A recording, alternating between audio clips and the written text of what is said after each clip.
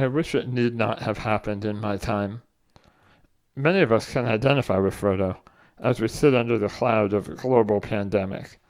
So much seems to change every day, and for many, physical, mental, economic, and spiritual night seems to be upon us. We might not have the fate of the entire world thrust upon our shoulders, like Frodo, who has just been told that his ring is indeed the one ring of Sauron that needs to be destroyed, lest all Middle-earth fall under the reign of the Dark Lord. But the world might very well seem to be coming to pieces all around us. We wonder where hope is going to shine through and bring an end to this darkness. It is in this context that Gandalf offers his longtime friend a piece of advice.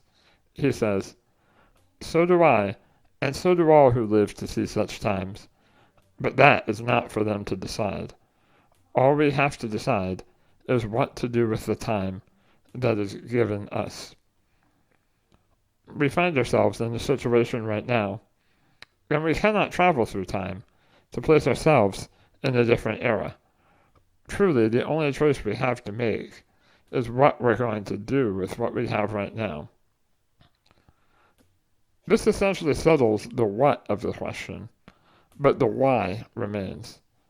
We are going to try to endure through this valley because we have been placed in this time and do not have very much of a choice. But why do so many people have to face, quite literally, the valley of the shadow of death? Perhaps there is more encouragement in Gandalf's tale of how the ring came to Bilbo first than Frodo gives it credit for. Gandalf suggests, behind that there was something else at work, beyond any design of the ringmaker. I can put it no plainer than by saying that Bilbo was meant to find the ring, and not by its maker.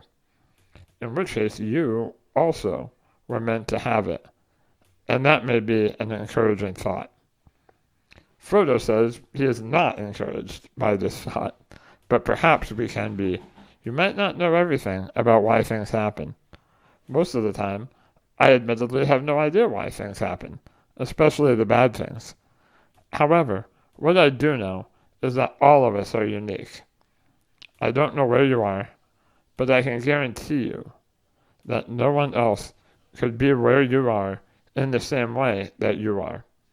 For some of you, that might mean you're the parent who connects with your children in a way that no one else is able to.